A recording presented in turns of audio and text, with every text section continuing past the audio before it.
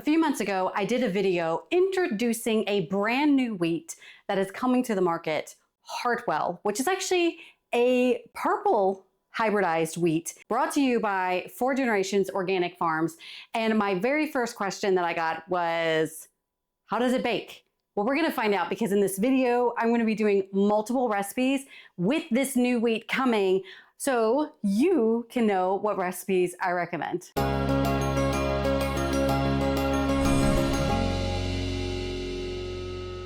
Hey y'all, welcome back to Grains and Grit. My name is Felicia, and on this channel, I teach you all about real whole grains from a biblical perspective. I teach you how and why to be milling your own wheat, baking that bread, consuming just whole grains in general, beans, wheat, all the things. So if that is your jam, be sure to subscribe to this channel for more whole grain goodness. Okay, so a few months ago, it really made big splash in the freshly milled community about a new wheat that is coming to market. I did that video all up here. I will also link it down below in the description box because to give you the information you need to know about this brand new wheat. And what this is, it's called Hartwell from 4 Generations Organic Farms. Basically, to give you the synopsis, is 4 Generations Organic Farms partners up with Oklahoma State University. It's where they got their Butler's Gold hard red wheat and others. So just know this is not a genetically modified wheat. This is not that. It's just a hybridized wheat, but they actually kind of recovered a strand of wheat that we're not as familiar with that is pretty much more from, I believe, like the Africa region, where the brand is this purplish tint to it. So that's why we call it a purple wheat, because it actually has this purple tint to it. I was really excited to get it. I immediately did a video when I received the wheat berries from 4 Generations Organic Farms, but I hadn't actually used them yet until now. So that's what this video is about, is me walking you through my experimentation. I try multiple recipes to see kind of, which one works better with this wheat. How does this wheat work? And I will say I was actually quite surprised by the results. Do you know these are not tutorials for making this bread, but I will be linking all of the recipes that I used and any videos I did showing you how to make this bread regardless of the wheat that you use in the description box below. So this is not how to make this bread. We are experimenting with a new wheat. So before that, I just want to talk about 4 Generations Organic Farms right now. They are the sponsor of today's video, obviously, because they are currently the only growers of Hartwell wheat. Now, as of this video is coming out in February, which is appropriate for a wheat called Hartwell.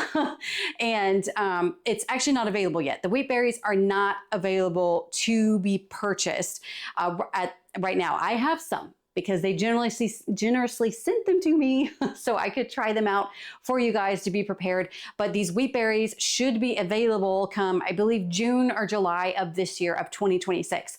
And be sure to follow along. I will certainly let you guys know when it is available because I think you're really gonna like this wheat. Okay, so 4 Generations Organic Farms is an organic farm. So they're being certified organic. You can be rest assured this is not genetically modified. They're not allowed to do genetically modified anything on their farm, but also that means it's glyphosate free and all those nasty chemicals. They're not on their farms. They are regenerative farms, so they really take good care of their soil. I've actually been to their farm and I was really impressed by like the cleanliness of everything. I mean, even their tractors were super clean. You never guessed that they were in the dirt ever. But they were also really great people. You will have top-notch customer service when working with 4 Generations Organic Farms. And if you happen to be around Alva, Oklahoma, which is where they're at, I do highly recommend you actually go check them out. They do have a little store. You can buy wheat berries directly from them. And I do believe they give like a discounted rate for buying in person as opposed to shipping. But speaking of shipping, they actually do give free shipping now. So you can actually order the wheat berries online, have them shipped to your house for free, which is way convenient, especially if you're like me, where I just don't have the time. I'm really lacking time nowadays. So to have them shipped to me is great. These wheat berries, I've always had very clean wheat berries from 4 Generations, and they currently are my go-to hard red and hard white wheat varieties. That's what I use all the time, especially their hard white. Like I use a ridiculous amount of hard white wheat. But they're super clean and they come in sealed buckets, oxygen absorbers. So I'm just telling you, go to grainsandgrit.com/4generations and use this coupon code here for 10% off your first order. You will not be disappointed. And then hang on to this link for when Heartwell becomes available. So without further ado, let's get on to the baking, shall we? First things first is you're definitely going to want an apron, a good apron, because you're about to do a lot of baking. And then of course we need a grain mill. This is the Como Vienna, aka Miss Katerina. And then of course the Hartwell wheat. This is all the wheat that I have, y'all. This is all they sent me. But this is actually kind of a close-up with it. Unfortunately, video doesn't show it well because it does have this slight dark purplish tint. I'm trying to zoom in so you can see it, but it is a beautiful wheat, but definitely looks different than your typical wheat berry that we are used to working with. So I'm just going to be milling up a whole lot here. This is it milling up. It milled up fine. Typical, however your mills, which the Como does a great job. And here's the flour. So what it gives it that purplish tint is it's the bran.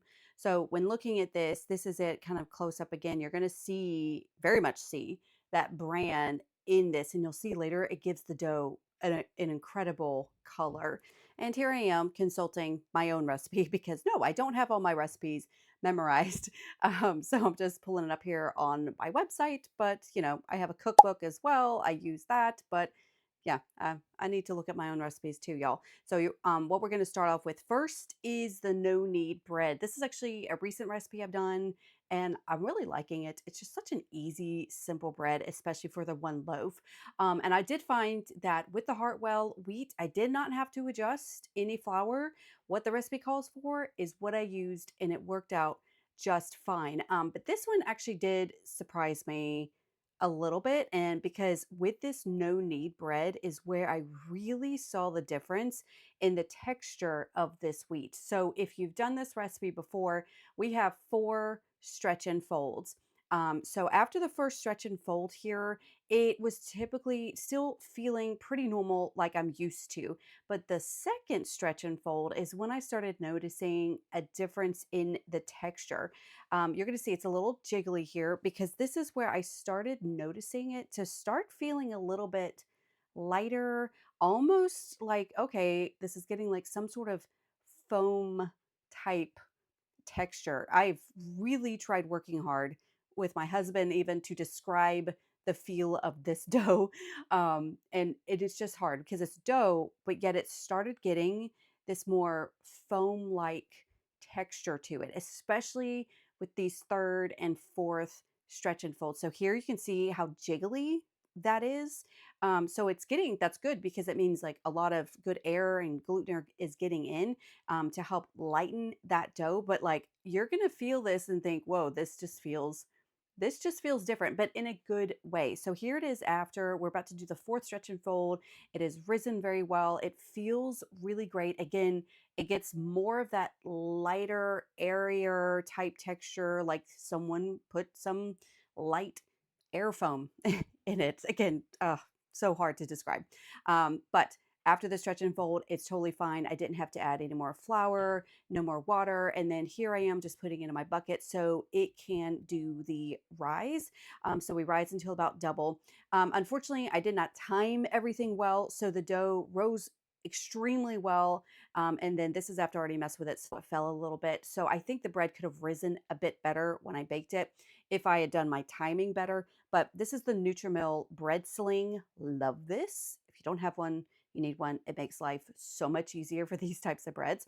But this is just me shaping it. Again, everything is feeling great. It's still feeling light and airy. And then we're just going to bake it per the recipe and we'll see the results later. So now we're working on a simple yeast bread dough. I'm doing the Big Mama batch here. So I'm maxing out my Bosch Universal Mixer to get the dough so we can do several different recipes from this. Now, while that's autolyzing, we're going to be doing also bread in my Zojirushi bread machine. So this is just me adding it. I'm milling more flour because I need a lot of flour. That's the beauty of these stone grind mills is that I'm able to actually like scoop it out while it's milling. So that's definitely a convenient thing there.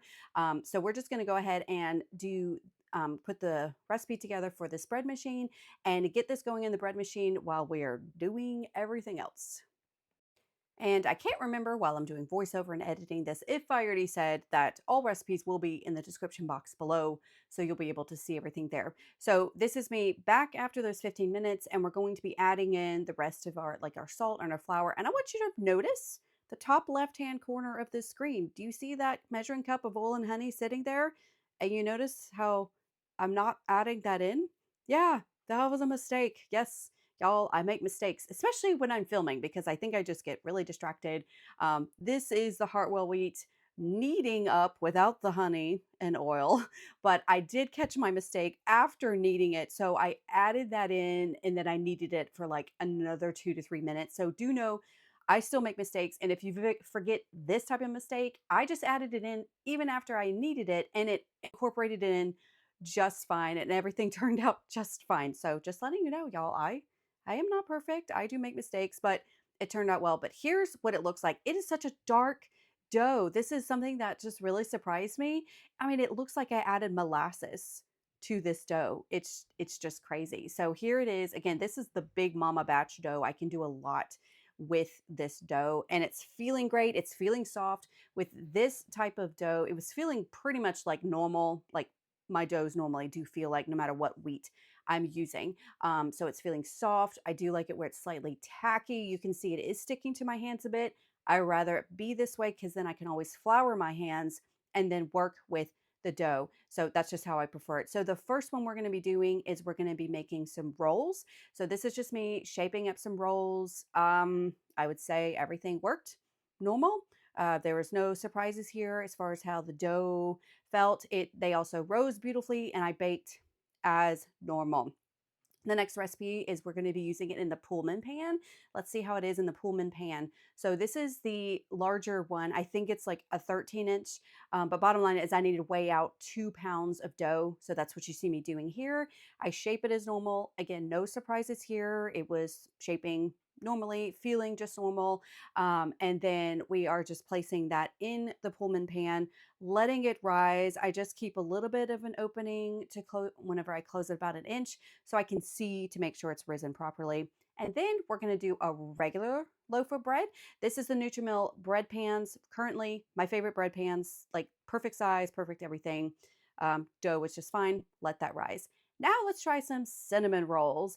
Now this is where I noticed a little bit difference with the dough. As I'm rolling it out, the dough kind of wanted to spring back just a little bit, not astronomically where it's like, oh, I can't work with this. It was fine, but I noticed it wanted to come back just a little bit more than dough typically does. And that's probably due to the fact that this is something about this wheat. I'm getting like with that no-knead bread where it's this lighter foaminess to it as it sits there and the gluten develops. So this is just where I felt it the most. Again, not a huge deal. And probably if you're new to bread baking, usually milled wheat, you may not even notice. But me, as someone who does this all the time, I definitely noticed that subtle difference. But otherwise, I was able to do the cinnamon rolls just fine. I did use sucanat here for my filling, in case you wanted to know. Set those aside, let those rise. And now the results of all of this. So here are the rolls. They are beautiful. Again, such a darker color. And that's just from that purplish bran. It just really darkens this where it looks like you added some sort of molasses to it. But the rolls are super soft. You can see they're squishy, very soft. You open it up here. That is a beautiful, gorgeous texture on the inside. Exactly what I'm looking for. I didn't have to alter my recipe at all. It baked as normal. It was delicious. Now here's the Pullman pan, and the Pullman pan actually fell a little bit in the middle, not hugely, and I'm pretty confident that I did rise it as normal, where it's just like an inch below the top of the pan.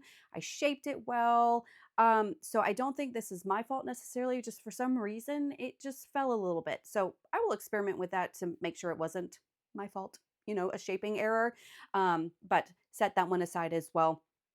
But it worked out well. And now the cinnamon rolls, and by the magic power of editing, ta-da, they are iced. This is the cream cheese type of icing that I used. And y'all, these were incredible. I know it might be kind of weird to see such a dark cinnamon roll, but my family, literally, you can't see them off the camera, but they were practically drooling when these were coming out, and they were very soft. They were absolutely delicious. It has a wonderful flavor to them. They sliced well. I mean, everything was as I expected it to be. And then here's the regular loaf. Gorgeous, gorgeous. These cast iron bread pans do incredible job, but this also was feeling good. Now it was a bit squishy, like a softer bread. You do not need to add any sort of dough conditioning, extra gluten, lecithin, nothing like that, y'all. I think it'll be too soft. This bread is just fine on its own. And then here's the bread machine from a Zojirushi bread machine. This too also fell just a little bit in the middle, but I was still very surprised by the bread machine bread because it was, I would say, perfect on the inside. Even though it fell a little bit, it's still super tall of a loaf that it was totally fine. But even with it falling, that can sometimes indicate that maybe it's too dense of a bread, and it wasn't. And I'll talk about more about that later. But that's the bread machine one, and I think it did really, really well in the bread machine. And then last up, we have our artisan bread. I think it could have risen a little bit more if I hadn't let it rise as much as it did when it was rising, but this turned out perfectly. It is that little bit of a crust on the outside, and it was absolutely delicious. We served this the next day. We just like ripped it apart, and it was light and fluffy on the inside. This is really hot, which is why I'm showing it to you like this.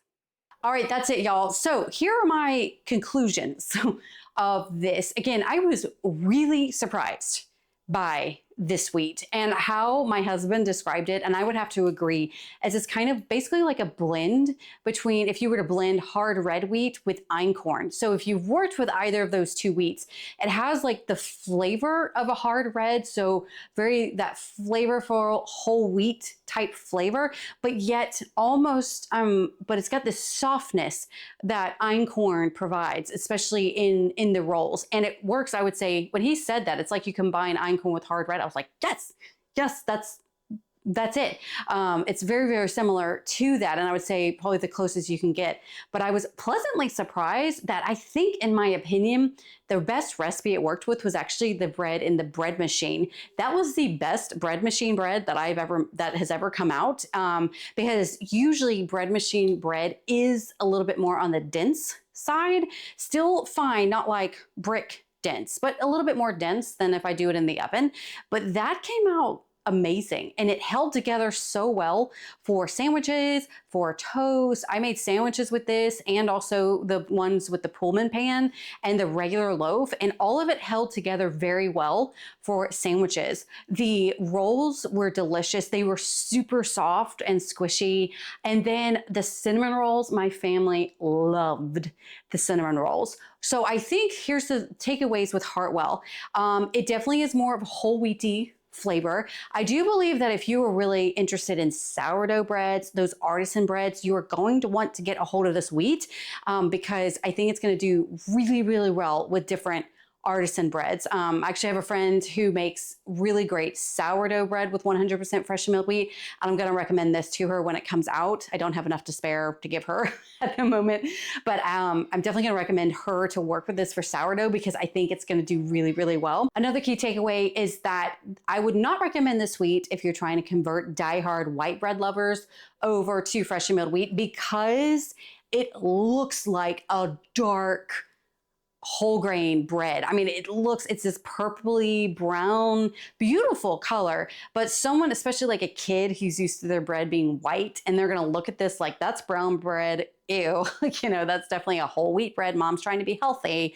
They're probably going to resist it. So definitely not one I would recommend just immediately giving to, especially the visual people who care about the visualness of their food. Try to be a bit more sneaky in other ways. But I'm really excited that this wheat is coming out. Again, you got to shop with 4 Generations Organic Farms right now when it comes out to get it. So I'm giving y'all this as a preview. I know it's a teaser, and I know it's frustrating to not get something, but hopefully this will kind of give you ideas for when it's out.